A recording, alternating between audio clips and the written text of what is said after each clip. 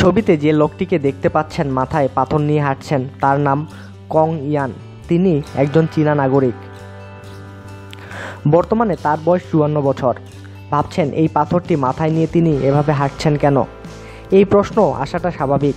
তবে মূল ঘটনা বলার আগে এইটুকু বলি, তিনি এই কাজটি করছেন গত 4 বছর যাবৎ এবং তা তিনি করছেন প্রতিদিনই। আর তার মাথার ওপর যে পাথরটি দেখছেন সেটির ওজন 40 কেজি। এখন আসি আসল কথায়। মানুষ শরীরকে ফিট রাখতে তো কত কিছুই করে থাকেন, তবে আর যাই করুন অন্তত মাথায় এভাবে 40 কেজি ওজনের পাথর নিয়ে তো আর হাঁটেন না। হ্যাঁ, হাঁটেন না ঠিকই, কিন্তু কং ইয়ান এর থেকে ব্যতিক্রম। তিনি শরীরটাকে ফিট রাখার জন্য এই কাজকে বেছে নিয়েছেন।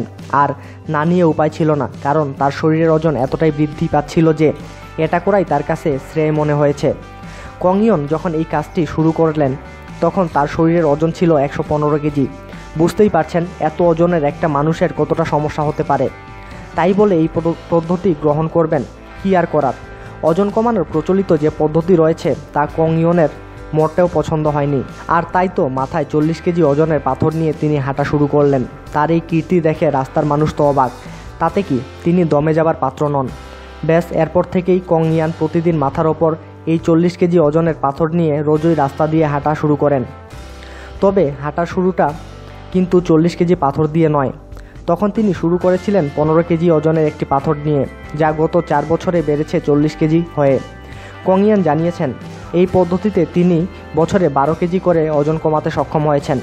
চীনের স্থানীয় পত্রিকার প্রতিবেদন অনুসারে কং ইয়ান উত্তর পূর্বাঞ্চলের চীন শহরের জিলিনের রাস্তায় সিমেন্টের পাথর মাথায় নিয়ে প্রতিদিন 1.5 মাইল হাঁটেন।